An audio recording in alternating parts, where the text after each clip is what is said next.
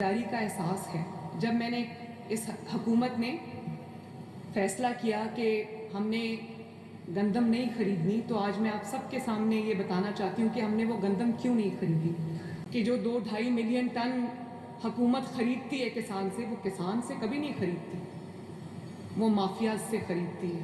جب حکومت کے پاس وہ گندم آتی ہے تو اس میں اگر 4,000 کی گندم حکومت خریدتی، 1,000 روپیہ کرپشن کا ایڈ ہوتا ہے فوڈ ڈپارٹمنٹ کی جانب سے اور بہت سارے ڈپارٹمنٹ سے 1,000 روپیہ کرپشن کا ایڈ ہوتا ہے. جی السلام علیکم. ابھی آپ نے سنا کہ مریم صاحبہ کہہ رہی ہیں کہ انہوں نے کسان سے گندم اس لیے نہیں خریدی کہ اس میں کرپشن بہت ہوتی ہے. اور کرپشن کون کرتا ہے؟ فوڈ ڈپارٹمنٹ جو گورنمنٹ کا ہے، اور وہ اس میں ایڈ کر دیتا ہے. تو یہ one of the biggest reasons کہ انہوں نے یہ کسان سے گندم نہیں خریدی. 4,000 کے قریب جو ہے وہ گندم کی پرائس مقرر کرتی ہے، تو وہ کسان کو 4,000 کبھی نہیں ملتا. یہ تو میں اب یہاں پر آئی ہوں، میں نے ڈیٹیلز تک، میں مائنیوٹس ڈیٹیلز تک گئی ہوں، تو مجھے پتا ہے کسان کو کبھی 4,000 روپے پہ گندم کسان سے کسی نے نہیں خریدی. بات بڑی مزیدار تھی کہ وہ کہہ رہی ہیں کہ مجھے گورنمنٹ میں آ کے جب میں نے یہ ڈیٹیلز دیکھی تو پھر مجھے پتا چلا کہ گورنمنٹ کبھی بھی کسان سے گندم نہیں خریدتی، اور کسان کو پورے پیسے نہیں ملتے. یہ ان کو گورنمنٹ میں آ کے پتا چلا جب کہ وہ ایک چیف منسٹر بن گئی ہیں. تو یہ میں بھی اگر یہ پرائم منسٹر بن گئی نا، تو پھر اس کو پتا چلنا ہے کہ جو آئی ایم ایف پاکستان کو پیسے دیتا ہے وہ ڈونیشن نہیں ہے، قرضہ ہے. اتنی ان کی انفارمیشن ہے. اس کو امپلیمنٹ کرایا اللہ تعالیٰ کے فضل. پھر یہ کہہ رہی ہیں کہ ہم نے اس کو امپلیمنٹ کروایا. ارے امپلیمنٹ کروانا تھا تو کرپشن کو سٹاپ کرنے کی امپلیمنٹیشن کرنی تھی. وہاں تمہیں ہاتھ نہیں پڑا، غریب کسان اس کے گردن پہ تم نے چھری چلا دی ہے اور تم نے اس کو امپلیمنٹیشن کہہ دیا.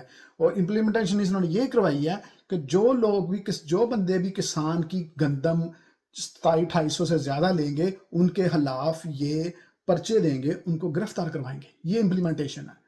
چھری کسان پہ ہی چلی ہے. بہت برا ہوا ہے کسان کے ساتھ.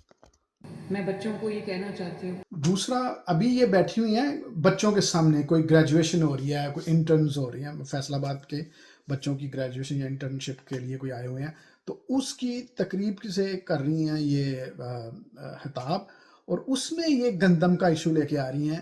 او بھائی، اگر تم نے گندم کا ایشو لے کے آنا تھا نا، اگر جرت تھی تو کسانوں کے سامنے بٹھانا تھا، پھر پتہ لگنا تھا. ایک امپریشن بنا دیا گیا ہے کہ کسان بہت ناراض ہے. پتہ لگنا تھا تمہیں ایگزیکٹلی کہ کسان ناراض ہے یا نہیں ناراض.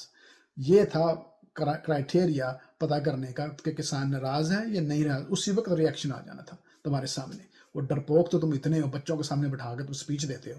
اور جس طرح وہ پرانا بندہ تھا خان صاحب، وہ بھی بچوں کے سامنے بٹھا کے کہہ رہا تھا میں نے سپا سالار کو چینج کر دینا. کیتا تینوں سپا سالار نے چینج. مجھے کسان کارڈ کے لیے پنجاب بھر سے 1 ملین 10 لاکھ اپلیکیشنز آئیں، اور وہ سب بہت بڑے بڑے کسان نہیں ہیں. کوئی 12 ایکڑ ہے، کوئی 6 ایکڑ ہے، کوئی 3 ایکڑ ہے، کوئی 10 ایکڑ. پھر یہ بتا رہی ہیں کہ اتنے 10 لاکھ لوگوں نے کسان کارڈ کے لیے اپلائی کیا ہے.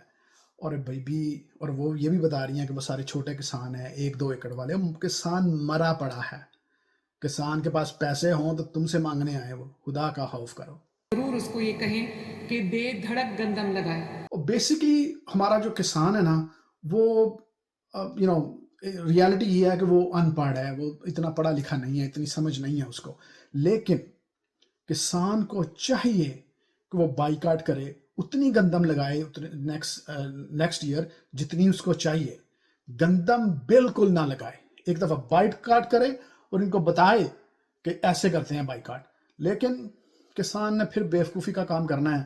اس نے ان کے کہنے میں آ کے پھر لگا لینی ہے اور پھر ذلیل ہونا ہے.